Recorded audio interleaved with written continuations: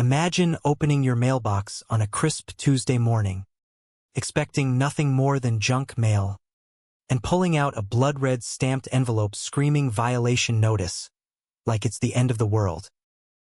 No stamp, no sender, just pure, unadulterated HOA drama shoved right in your face. And there, at the bottom, the name that would haunt my nightmares. Karen Whitaker, HOA president, ready to turn my peaceful retirement dream into a bureaucratic nightmare. My name's Elias Thorne, and I've spent the last decade as a quiet handyman in the sleepy suburb of Willow Creek, fixing leaky roofs and creaky doors for folks who barely knew my name. But behind the scenes, whispers followed me like shadows. Rumors started by nosy neighbors that I was some shady recluse hiding from a shady past, maybe even dodging taxes or worse. I heard it all at the local diner. That Thorne guy lives in that old bungalow on the edge of the development. Probably up to no good. I never fought back. Why bother? I knew the truth. That house had been in my family since the 1920s, a modest two-story with faded blue siding and a wraparound porch where my grandparents raised my dad during the Great Depression. It predated the whole damn subdivision by decades.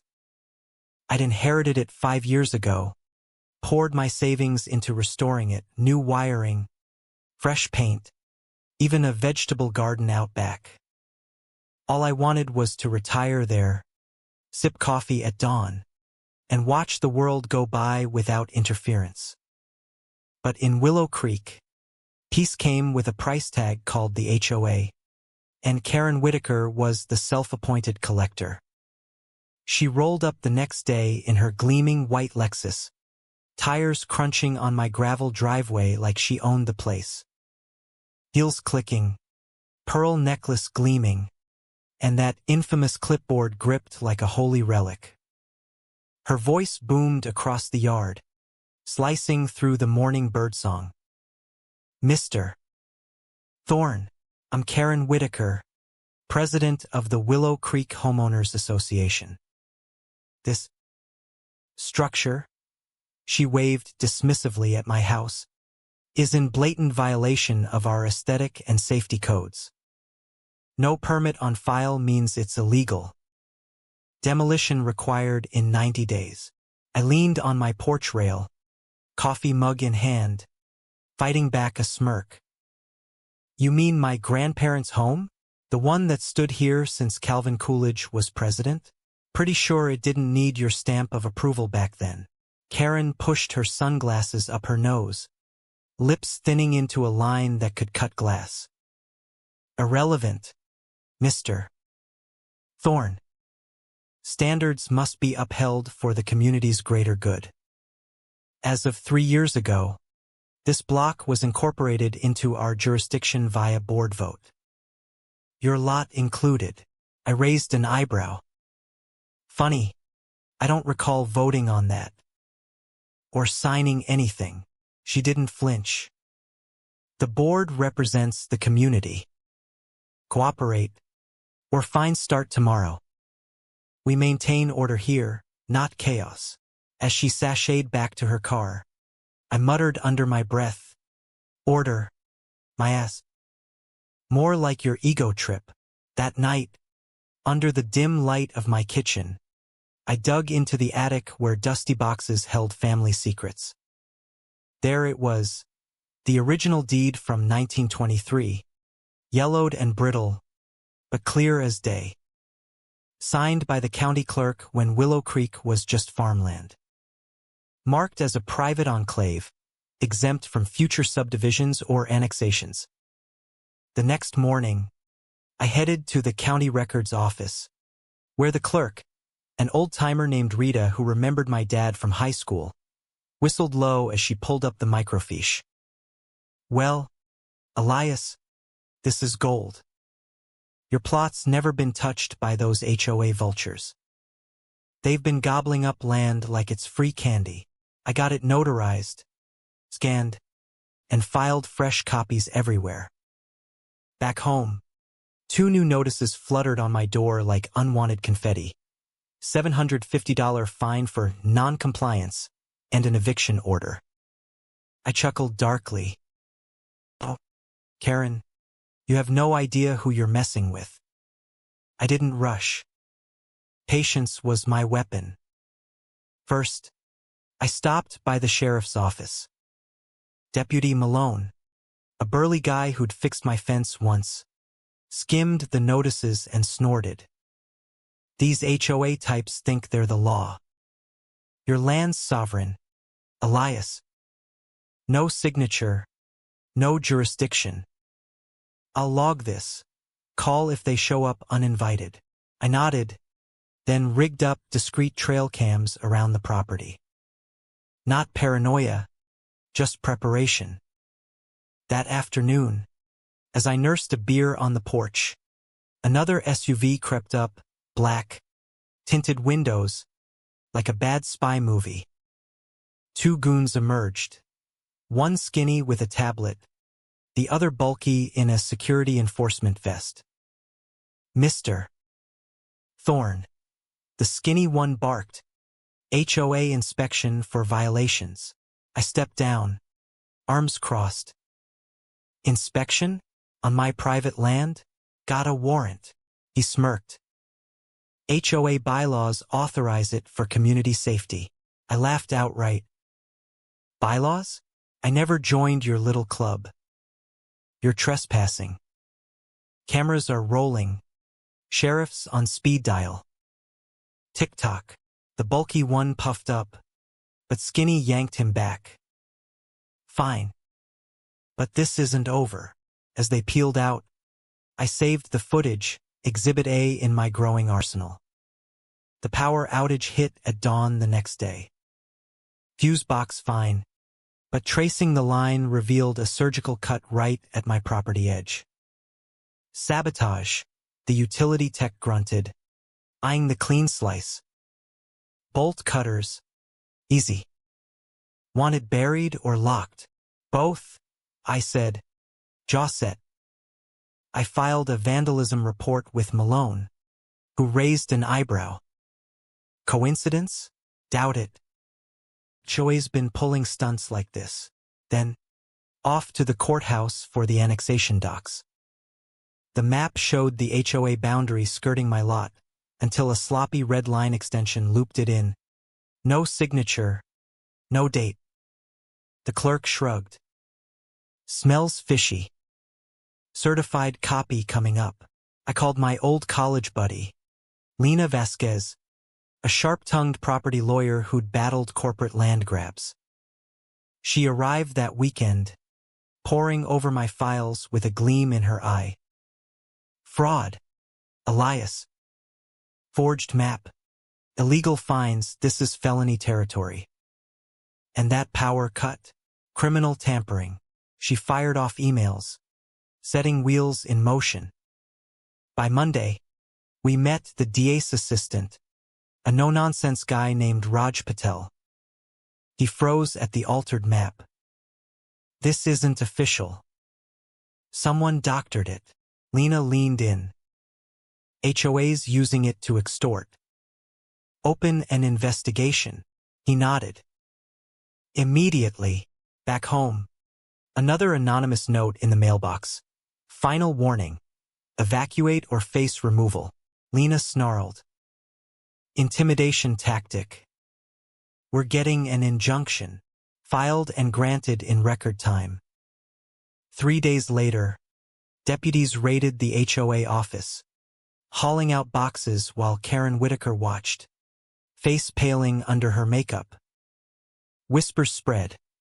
She targeted 8 other holdouts, drowning them in fines to force sales. But I was the pebble in her shoe. The arrests came swift. 2 board members for fraud, Karen for threats. I watched from my porch as news vans swarmed the neighborhood. A grizzled vet from down the street clapped my shoulder. You nailed him, Elias. Thought we'd all roll over. I shrugged. Just wanted my coffee in peace. Lena grinned over whiskey that night. They're crumbling. Dissolution's next. And she was right, they never darkened my door again. The courtroom buzzed like a hornet's nest on that rainy Thursday.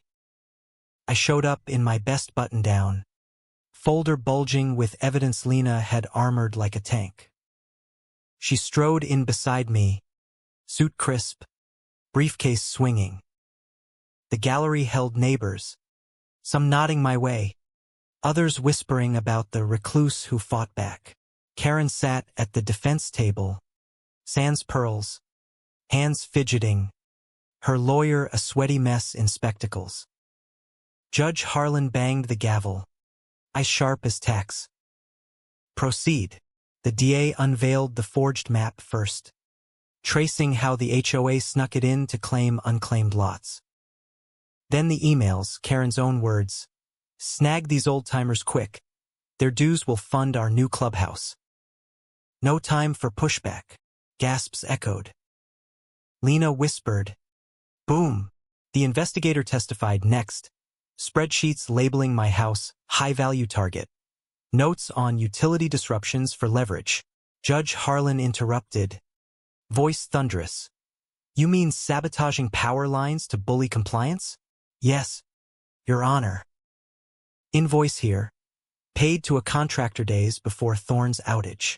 Karen's lawyer objected weakly. Routine maintenance. But the DA countered with my neighbor's dashcam footage. A shadowy figure snipping wires at 3 a.m. The judge glared at Karen. This is extortion. Recess, but charges expand now. Outside, reporters mobbed us. Lena shielded me. Civil suit next. Elias. Others are joining. Over the week, 6 more victims surfaced. Surprise liens, anonymous appraisers, even whispered threats. Lena gathered affidavits while the county audited the filing, uncovering a bribed clerk who'd fast-tracked the fake map. Judge Harlan froze HOA ops, appointing an overseer. When audits revealed siphoned funds for ghost projects, a petition surged, 80% demanding dissolution. I stayed low-key, but one dawn, a knock, Mrs. Ellis, a widow from the next block, handed me a faded letter from 2018. They threatened my water over a flower bed. Same playbook. Lena pounced, expanding charges to racketeering. The new overseer, a mild accountant named Tim Reed, called a town hall at the community center. Packed house. He apologized up front. This HOA betrayed you all, illegal, immoral. Refunds incoming. Dissolution vote now. Silence. Then cheers. No hands for revival. Folks cornered me after. You exposed the rot, one said, pressing apple pie into my hands. I mumbled thanks, but inside, pure satisfaction. Weeks blurred into audits and testimonies. Snow dusted Willow Creek as Lena and I reviewed civil filings on my porch. Counties drafting anti-annexation laws because of this, she said. I sipped coffee. About time. No more digging up ancient deeds, she chuckled. You're a legend now. Nah, just stubborn. As flakes fell, the suburb sighed in relief, no more clipboard tyrants. Spring thawed the ground, green buds pushing through like rebellion. I was repainting my fence when a county van arrived. Surveyor Gabe Ruiz hopped out, maps in tow. Full review of HOA-tainted parcels. Yours first, consent annexations only. I showed him the original boundary stones, etched with family initials. He nodded. Solid. Some folks south had fences built on stolen land, under that fake map. Forgeries bite, I quipped. He left with promises of certified boundaries. By mid-April, the HOA was dust, no board, no fees, county absorbing scraps. But the real bombshell lurked in digital shadows. Encrypted chats between Karen and Suburban Acquisitions LLC, a sleazy firm specializing in squeezing out owners for developer flips. They'd funneled $85,000 through dummies. The state AG jumped in RICO charges. Lena burst onto my porch mid-gate repair. Organized crime. Elias, not just petty power plays. Indictments flew. Karen and accomplices, including ghost board members tied to out-of-state builders. My house, flagged early as easy prey, isolated, rumored recluse. They misjudged the deed and me. The Civic Center Town Hall overflowed. Deputy AG Mia Cortez outlined the scam. HOA as land grab front. Fakes. Fines. Sabotage for profit. A resident demanded refunds. Cortez affirmed civil payouts. I leaned against the wall, silent. Outside, Mrs. Ellis hugged me. Gone for good. Back home, I dismantled the cams. Peace reigned. 3 weeks on, civil judgment hit. Settlements from seized assets, compensating all victims. Lena offered a press spot. I declined, opting for garden tilling with Grandpa's tools. Soil yielded, promising growth. Summer brought blooms and neighbors, road patches, fruit baskets, free tune-ups. No rules bound us, survival did. One twilight, Lena visited last. Filings done. Porch sitting, sky purpling. Rare win, she said. I passed coffee. Usually folks break? Yeah. But you held. I gazed at the steadfast house. Takes generations to build roots. Don't let bullies uproot em. Her smile said victory. Wind whispered through leaves. No threats. Just harmony restored. But here's the kicker. Folks, in a world where HOAs preach community while picking pockets, was Karen the villain, or just the face of a system rigged for control freaks? True or false, sometimes the real criminals wear pearls and clipboards, not masks. Drop your thoughts below. Let's debate who really owns order in suburbia.